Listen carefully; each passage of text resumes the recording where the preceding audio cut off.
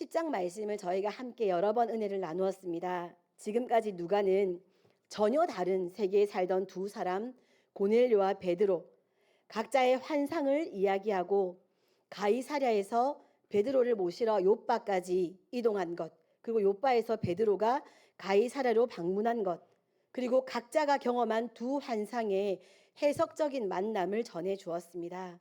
이 일을 통해서 이방인 청중인 고넬료와 그의 지인들은 하나님 앞에 서고, 혹시 기억나십니까? 베드로가 앞에 서 있는데 하나님 앞에 서 있다라고 성경이 표현했다고 제가 아주 강조해서 말씀을 드렸던 것이 고넬료와 그의 지인들은 하나님 앞에 서고, 유대인 사도 베드로는 입을 열어 권위 있는 선포를 시작합니다.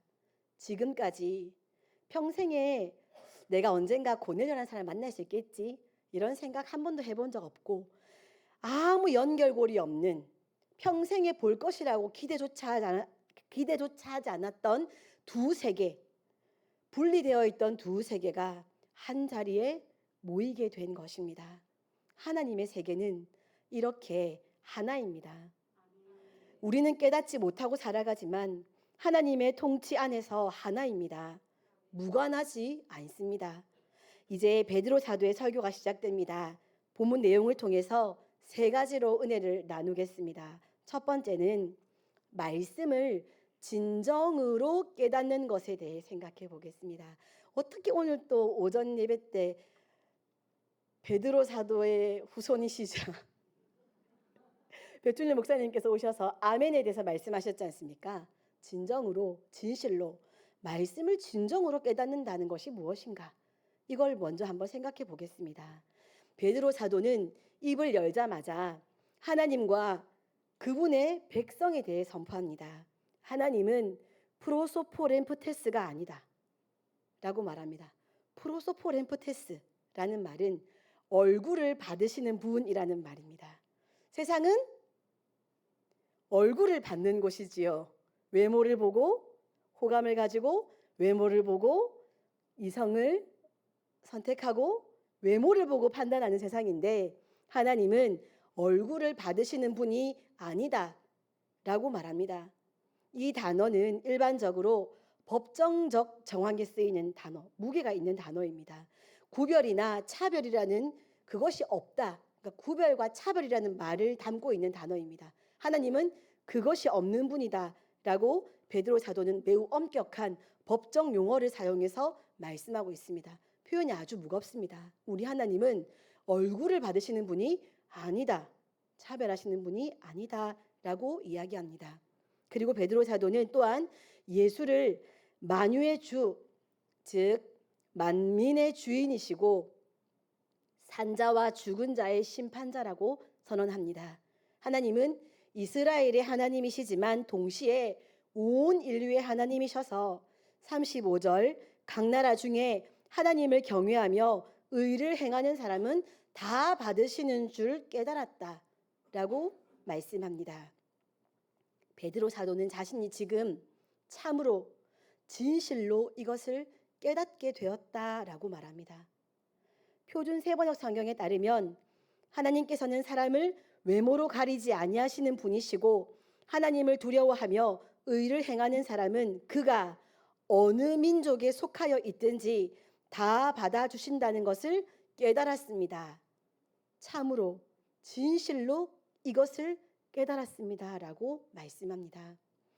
이방인이기 때문에 법적으로 불리하고 유대인이니까 법적으로 특권을 갖는 것이 아닙니다. 베드로 사도는 고넬료를 만남으로 이것을 진정으로 인식하게 되었습니다. 중요한 것은 이것입니다. 사실 이것은 베드로가 몰랐던 일이 아니라는 것입니다. 유대인이라고 해서 다 아브라함의 자손이 아니다 라고 세례 요한이 말했던 것을 베드로는 분명히 알고 있었습니다. 유대인이라는 그 혈통 때문에 우리가 다 아브라함의 손이 아니야 라고 말씀하신 것을 들었고 알고 있었습니다. 예수님과 다닐 때는 가버나움 백부장의 믿음을 목격했습니다. 그 이방인에게 역사하신 하나님의 기적을 보았습니다. 백부장은 자신의 하인이 중풍병에 들어 괴로워하는 것을 안타까워하면서 예수님께 치유를 요청했고, 자신의 집으로 예수님께서 오시는 것을 감당할 수가 없겠다라고 말하면서 말씀만 하시면 제 하인이 낫겠습니다 라는 놀라운 믿음의 고백을 했습니다. 예수님은 이 이방인 백부장의 믿음의 고백을 들으시고는 또 이런 놀라운 답을 주십니다. 마태복음 8장 10절부터 12절까지 말씀인데 함께 스크린을 보시면서 읽어보겠습니다. 시작.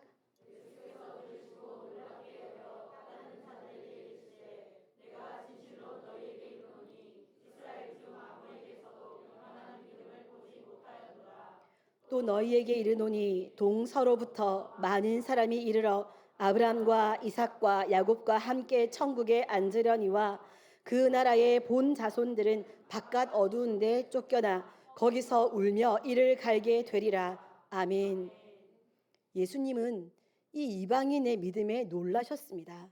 그리고 동서로부터 많은 사람이 아브람과 이삭과 야곱과 함께 천국에 앉을 것이라고, 구원받을 것이라고 말씀하셨습니다. 따르는 자들에게 예수님께서 말씀하신 것입니다. 베드로는 이 사건을 목격했고 예수님께서 이렇게 말씀하시는 것을 직접 들었습니다. 잘 알고 있는 일입니다. 동서로부터 많은 사람이 구원받게 될 것이다. 이 사건만이 아닙니다. 예수님께서 행하신 수많은 사건과 기적들, 그리고 주옥 같은 말씀에서 베드로는 이방인이 구원받게 될 것이라는 것을 이미 알고 있었습니다. 하나님은 민족을 차별하시는 분이 아니시라는 것을 수도 없이 보았습니다. 게다가 예수님께서 부활하신 후 승천하시면서 제자들을 향해서 모든 민족을 제자로 삼아 아버지와 아들과 성령의 이름으로 세례를 베풀라고, 모든 민족을 제자로 삼으라고 말씀하셨고, 성령이 너희에게 임하시면 너희가 권능을 받고 예루살렘과 끝이 아니라 온 유대와 끝이 아니라 사마리아와 땅 끝까지 이르러 내 증인이 되리라 라고, 이스라엘만이 아니라 땅 끝까지 내 증인이 될 것이다, 되라 라고 정확하게 표현해 주셨습니다. 베드로가 이방인에게도 복음이 증거될 것을 몰랐을 리가 있습니까? 귀가 막히지 않고서야, 안 들어 이렇게 하지 않고서야 베드로가 몰랐을 리가 있겠습니까? 없습니다. 그럼에도 불구하고 베드로 사도는 여전히 이방인에 대한 편견이 있었습니다. 머리는 분명히 알고 있는데 너무 많이 들어서 귀에 인이 박히게 들었는데도 이상하게 모르고 있습니다. 이상하게 삶에서는 그것이 받아들여지지가 않습니다. 너무 많이 들어서 너무 잘 알고 있는데, 잘 알고 있는 줄 알고 있었는데 이상하게 모르고 있습니다. 이상하게 내 안에 받아들여지지가 않습니다. 이상하게 그 말씀은 나를 움직이는 힘이 없습니다. 지금 고넬료와 함께 하면서 이제야 진실로 깨달았다 라고 고백합니다. 우리에게도 이처럼 머리로만 아는 진리가 있을 것입니다. 귀로만 들은, 많이 듣기만 했던 진리가 있을 것입니다. 머리로는 충분히 받아들였고 고개를 끄덕이고 동의했는데 그것이 내 마음에까지는 이르지 않아서 그 진리의 말씀이 우리의 삶에는 전혀 영향력이 없고, 나의 삶의 태도, 나의 말 한마디, 나의 눈빛, 나의 관심사에는 그 진리의 말씀이 영향을 미치지 못하는 그런 머리로만 알고 있는 진리가 우리에게도 분명히 있을 것입니다. 사랑하는 성도 여러분, 진리의 말씀을 머리로만 아는 것이 아니라 진정으로 깨닫는, 참으로 깨닫는, 진실로 깨닫는 우리가 되어서 성경의 진리가 진실로 참으로 나의 말씀이 되어지기를 소원합니다. 내가 매일의 삶 가운데에 그 진리의 말씀이 내 안에 그냥 떠다니는 이명과 같은 소리로만 머무는 것이 아니라 정말 살아서 역사하고 살아서 열매 맺는 그런 진리의 말씀이 되기를 소원합니다. 두 번째로 선생이 아니라 증인의 삶을 사는 우리가 되어야겠습니다. 베드로 사도는 고넬료와 그의 가족에게 복음을 전합니다. 여기서 그는 가르치는 선생의 모습이라기보다는 증인으로서 증언을 하고 있는 것으로 보입니다. 지식이나 정보를 전달하는 모습이 아니라 법정에서 증인이 자신이 경험한 것을 증언하는 것과 같은 모습을 보여줍니다. 예수 그리스도를 통해 이스라엘 사람들에게 전하신 평화, 세례 요한으로부터 시작된 회개의 세례, 갈릴리 그리고 온 유대에 전해진 가르침, 이적들을 이야기합니다. 그리고 유대인들이 예수님을 죽였고 사흘 만에 다시 살아나신 이야기를 선포합니다.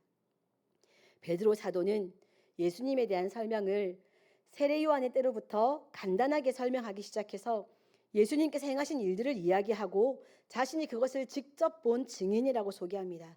또한 예수님께서 십자가에서 죽으셨지만 다시 부활하셨고 자신이 직접 그 부활하신 예수님과 함께 밥을 먹은 사람이다 라고 이야기합니다. 아주 고급스럽고 유창하고 세련된 말이 아닌데 나 부활하신 예수님이랑 밥 먹은 사람이야. 내가 누군지 아냐? 엄마, 이거 있잖아요.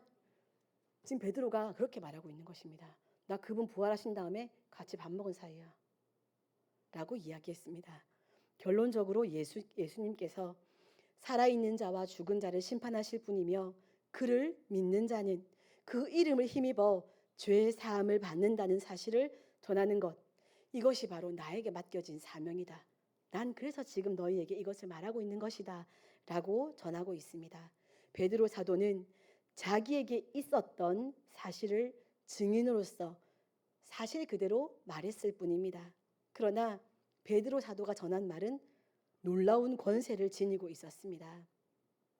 오늘날 다양한 방향에서 전달되는 지식들은 차고 넘친다고 표현하는 것이 맞을 것 같습니다. 어디를 봐도 정보 전달, 지식 전달입니다. 병에 대한 이야기, 음식에 대한 이야기, 자녀 교육에 대한 이야기, 돈 버는 이야기, 하다 거짓말, 가짜, 사기, 추측성 내용, 그런 것들까지 차고 넘치는 것이 오늘날의 대한민국 이 시대인 것 같습니다. 베드로 사도의 설교는 그렇게 길지 않았지만 멋들어진 전달 매체도 없었지만 복음의 핵심이 분명히 담겨 있습니다. 오늘 본문 성경 말씀을 우리가 읽기만 해도 베드로 사도의 말은 선생으로서 지식 전달을 하는 것처럼 들리지 않고 증인으로서 내가 경험한 게 이랬다고 라고 증언하고 있는 것처럼 우리 귀에도 들렸을 것입니다. 이 모든 말씀은 정보 전달이 아니었습니다. 자신의 체험을 전한 것이었습니다. 그의 설교는 철저히 자신이 경험한 예수 그리스도를 증거하는 것이었습니다. 사랑하는 성도 여러분, 우리의 말과 우리의 삶에서도 예수 그리스도가 선포되어야 합니다. 그랬다더라. 내가 배웠다. 우리 목사님이 그러더라. 우리 엄마가 그러더라. 믿음이 가지 않는 어떤 정보 전달과 같이 복음이 우리를 통해 전달되는 것이 없어야겠습니다. 네가 모르는 것 난 알고 있지롱 메롱 하면서 지적하고 가르치듯이 말씀을 전하고 예수님을 가르치고 하나님의 성품을 알려주는 것도 복음 전파에 유용하지 않은 방법입니다.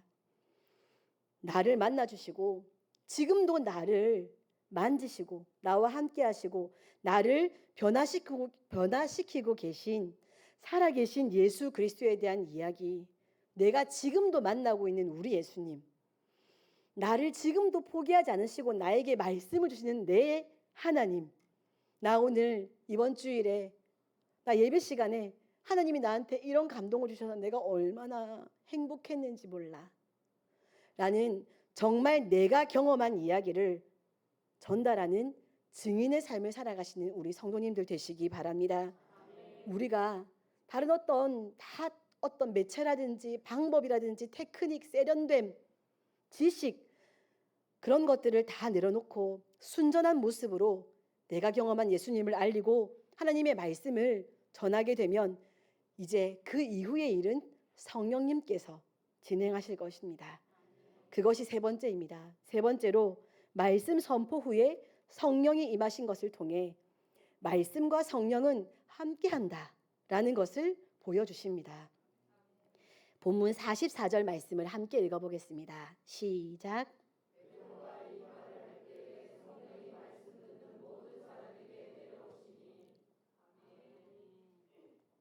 베드로가 이 말을 하고 있는 사이에 그 말씀을 듣는 모든 사람 위에 성령께서 내려오셨습니다.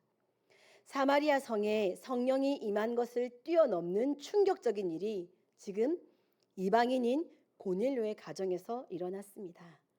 우린 성령님을 너무 좋은 분, 성령님 우리를 진짜 완전 긍휼히 여기시는 분 하고 좋다고 받아들이고 있으니까 여기 지금 고넬료의 가정이 성령이 임하신 것이 그렇지 우리 예수님 좋은 우리 성령님 좋은 분이니까 라고 그냥 얼렁뚱땅 넘어갈 수 있는데 이거는 얼렁뚱땅 넘어갈 수 있는 일이 아닙니다. 이방인 고넬료의 한 가정에 성령께서 임하셨습니다. 이것은 놀라운 일이라고 지금 제가 말씀을 드리고 있는 것입니다. 앞서 사마리아 성에 성령이 임한 사건은 유대인들에게 어느 정도 이해될 만한 요소를 가지고 있습니다. 인종적으로 볼 때 사마리아인은 유대인들과 전혀 무관하다고 할 수는 없는 존재들입니다. 유대인의 혈통이 좀 섞여 있지 않습니까? 그것도 그렇고 지역적으로도 이스라엘과 유다 사이에 그 사마리아가 있지 않습니까? 이스라엘 안에 있는 그 거기가 사마리아 땅이기 때문에 지리적으로도 그렇게 뭐 이렇게 따로 떨어져 있는 먼 곳에 있는 곳도 아니었고 또 사마리아 사람들은 그리심 산에서 하나님께 예배를 드리고 있었습니다. 그리고 사마리아 사람들은 빌립의 전도를 받고 나서 믿고 세례를 받은 다음에 베드로와 요한 사도에게 안수를 받을 때 그때 성령을 받았습니다. 왜 우리가 안수 받고 싶어 합니까? 안수 받을 때 성령이 임한다고 생각하기 때문이지요. 그런데 지금 고넬료의 가정은요. 사마리아 사람들이 성령을 받은 것과는 완전히 상황이 달랐습니다. 그들은 유대인들과는 피 한 방울 섞이지 않은 이방인들이었습니다. 더 충격적인 것은 그들은 안수라는 형식도 거치지 않은 채 단순히 베드로 사도가 전하는 말씀을 들은 것만으로도 성령을 받았다는 것입니다. 고넬료의 집에 모인 모든 사람이 한 사람도 예외가 없이 성령을 선물로 받았습니다. 마치 마가의 다락방에서 기도하던 사도들과 다른 제자들 120명이 동시에 성령을 받은 것과 같은 일이 이방인의 한 가정 속에서 일어난 것입니다. 우리의 가정은 다르겠습니까? 우리 가정은 답이 없습니까? 아닙니다. 예배의 자리, 말씀의 자리, 예수님을 전하는 현장이라면 우리 가정에도 우리 화목 가정재단 위에도 성령은 임하실 수 있습니다. 지금 이방인 고넬료의 한 가정에 성령께서 그렇게 역사해 주셨습니다. 기도원에 모여서 성령 충만 그렇게 부르짖어도 성령 충만 받지 못해가지고 그 다음 주에 또 올라와서 성령 충만을 주시옵소서 해도 못 받는 성령님을 고넬료의 한 가정에서는 베드로 사도의 설교만 듣고 있는데도 성령이 각 사람에게 임하셨습니다. 우리도 그런 마음이라면 예수 그리스도가 살아있는 예배 자리라면 성령의 충만이 우리의 가정에 일어날 수 있습니다. 예수 그리스도를 전하는 말씀에는 힘이 있습니다. 성령을 임하시게 하는 권세가 있습니다. 말씀과 성령은 함께 가는 친구와 같습니다. 특히 예수 그리스도께서 하신 일이 선포될 때 말씀을 듣는 사람들에게 성령은 강력하게 임합니다. 우리는 종종 성령 충만을 오해하고 납니다. 성령 충만함을 받은 증거를 신비로운 체험, 흔히 볼 수 없는 일들이 일어나는 것, 그런 것으로 제한할 때가 많습니다. 그러나 성령의 역사를 몇 가지 모습으로 제한할 수는 없습니다. 성령님은 하나님의 자녀들, 그들의 인생에 전반적으로 역사하십니다. 성령은 말씀의 영이시기 때문에 우리가 말씀을 잘 들을 때, 말씀을 진실한 마음으로 들을 때, 우리가 그리고 말씀을 선포할 때, 예수님을 말씀을 통해 전하고 나눌 때 성령은 임하십니다. 겸손히 말씀에 굴복할 때 성령은 우리에게 임하셔서 우리의 전 인격, 우리의 전인적인 삶을 다스려 주시고 들은 말씀을 깨닫게 해주시고 살아낼 수 있는 능력도 주십니다. 그러므로 우리는 예배 시간마다 말씀을 읽을 때마다, 들을 때마다, 쓸 때마다, 암송할 때마다, 묵상할 때마다, 그때마다 교회에서만이 아니라 가정에서도 성령의 일하심을 사모하는 마음으로 말씀을 드려야겠습니다. 말씀 마무리하겠습니다. 하나님의 뜻을 받아들인다는 것이 힘들 때가 있습니다. 합리적이지 않아 보이고 약간 좀 허비하는 것 같고 그 다음 스텝이 짐작이 되지 않고 하나님의 뜻이라고 하는데 받아들이기 어렵다. 하나님께서 담임 목사님을 보내주셔서 교회 선포되는 사역인데 나는 그 사역은 좀 동의하기가 어렵다 라고 받아들여질 때가 있습니다. 두 가지 이유에서 그럴 수 있습니다. 내가 머리로만 알 뿐 체득하지 못했기 때문인 경우가 그 첫 번째 이유일 것입니다.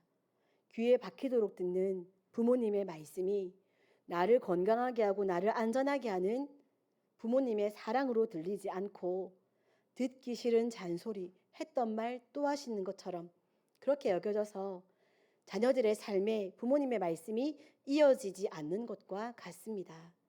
많은 사람들이 부모님의 잔소리를 흘려버려서 인생의 많은 시간을 허비하고 돌고 돌아서야 나이가 지긋이 들어서야 깨닫게 되는 것처럼 하나님의 말씀이 옳은 것도 알고 맞는 말씀이라는 생각이 들어서 충분히 동의하지만 그것이 머리에만 머물러서 내 몸에까지 내 삶에까지 영향을 미치지 못하는 경우가 많습니다.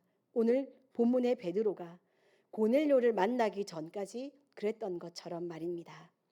또는 우리의 개인적이고 이기적인 욕망과 하나님의 뜻이 상충되기 때문에 하나님의 뜻을 받아들이는 것이 힘들 수도 있습니다.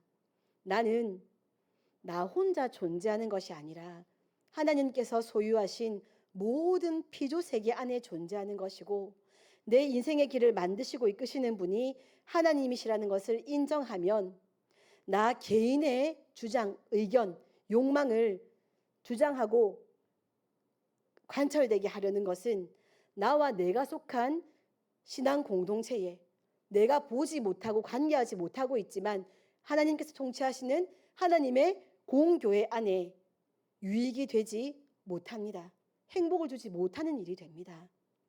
우리는 사람이기 때문에 내가 사는 사실은 나 하나의 삶에만 집중하기가 쉽고 조금 더 성숙하고 성장해 봤자 내가 눈으로 보고 경험하는 내 가족 안에서 내 교회 안에서 정도 그 정도 마음의 크기가 커지면 그 정도만 돼도 정말 성숙한 사람인데 오늘 베드로가 평생에 만날 줄 상상도 못했던 고넬료를 만나서 하나님의 하나된 공동체를 경험했던 것처럼 우리가 상상하지 못하는 곳에 내년에 있을지도 모릅니다. 여러분 두려우십니까? 기대감이 넘치셔야지요. 우리가 기대하지 못한 어느 누군가 우리가 만나게 될지도 모릅니다. 왜냐하면 그것도 하나님의 다스리시는 세계이기 때문에 그렇습니다. 그것까지 보일 수 있는 우리가 되지 못하기 때문에 하나님의 뜻에 내가 순종하고 따라간다는 것이 어려울 수 있습니다. 그렇다면 어떻게 하겠습니까? 내가 작고 하나님이 온전하신 것인데 누가 변해야겠습니까? 우리가 변해야지요. 베드로와 고넬료가 아무 관계없는 인생인 줄 알았는데 지금 이렇게 함께 예수 그리스도를 나누고 같은 성령의 충만을 경험한 것, 이것을 기억하시기 바랍니다. 우리는 혼자 존재하는 것이 아닙니다. 상상도 못한 누군가와 우리가 연결되어 있습니다. 그러니 내가 받아들이기 힘든 하나님의 역사도, 하나님의 말씀도, 감동도 하나님께서 가장 선하게 역사하실 것이기 때문에 우리의 뜻을 굽히는 것이 옳겠지요. 내 뜻을 굽히고 하나님 뜻에 순종하는 것이 나와 나의 공동체가 가장 빨리 행복해질 수 있는 길입니다. 중요한 것은 우리가 피하거나 거부하더라도 하나님은 반드시 작정하신 그 뜻을 이루신다는 것입니다. 생명의 열매를 맺으며 살기를 소원하신다면, 영생의 자리에 머물고 싶으시다면 하나님의 마음이 내 마음이 되기를 사모하면서 나는 다 이해할 수 없지만 그래도 하나님 뜻을 따라 기뻐하며 적극적으로 살아가기로 다짐하시고 결단하시고 그렇게 살아가기 위해서 몸부림치시는 우리 성도님들이 되시기 바랍니다. 그 뜻을 깨달아 알기 위해 자기 중심적인 가치관으로 말씀을 걸러 들을 것이 아니라 말씀을 총체적으로 듣고 읽어 통일성 있는 하나님의 뜻을 알고 받아들여야 합니다. 머리로만이 아니라 진정으로 말씀을 깨달아 성령의 인도하심 안에서 말씀에 순종하며 살아가는 우리가 될 때 우리의 삶은 하나님의 역사가 될 것입니다. 진정한 성도다운 삶을 살아가는 우리 모두가 되기를 소원합니다. 기도하겠습니다. 사랑하는 하나님, 감사드립니다. 오늘도 귀한 생명의 말씀을 저희들에게 주시고 단 한 걸음이라도 신앙의 성숙과 성장이 있을 수 있도록 이끌어 주시는 하나님의 크신 은혜와 사랑에 감사드립니다. 사랑하는 하나님, 들은 말씀을 잊어버리기가 쉬운 미련하고 연약한 우리이지만 오늘도 하나님의 말씀을 집중하여 들으려고 몸부림을 쳤사오니 이 말씀이 우리 마음 가운데 깊이 새겨지게 하여 주셔서 말씀에 순종하는 삶을 살기 위해 내 뜻을 꺾고 내 뜻을 굴복시키고 하나님께서 작정하신 바가 아름답게 성취되는 것을 보는 만복을 누리는 우리 새벽교회 성도님들 되어질 수 있도록 인도하여 주시옵소서. 이제 교회를 떠나면 한 주간 삶의 자리를 살아야 할 텐데 그곳에서도 내 하나님의 영광을 위하여 나를 부르신 자리에서 내가 만나는 모든 사람에게 증인으로서 내가 경험한 예수님, 내가 만난 하나님을 증인으로서 증언하는 우리의 삶을 살아가게 하셔서 우리의 삶에 단 한순간의 시간도 허비하지 아니하게 하시고 하나님의 복음을 전하는 그런 값진 시간을 보내는 새벽교회 성도님들의 한 주간의 삶이 되도록 역사하여 주시옵소서. 담임 목사님께서 미국에서의 사역을 진행 중에 계십니다. 함께 하시는 두발로 선교회 목사님들과 담임 목사님 귀한 사역 감당하실 때에 그곳에서 하나님의 영광이 드러나게 하시고 생명 살리는 귀한 일들을 아름답게 감당하실 수 있게 하시고 모든 일정이 진행되는 동안 돌아오시는 순간까지도 건강과 안전으로 지켜주시옵소서. 두고 가신 교회와 가정에도 안전과 평화를 허락하여 주시기를 소원합니다. 귀한 예배의 자리에 나오며 감사의 예물과 1,000번째 예물을 드립니다. 드린 예물을 기쁘게 받으시고 하나님의 영광을 드러내는 복된 예물이 될 수 있도록 인도하여 주시옵소서. 감사드립니다. 예수님 이름으로 기도드립니다. 아멘.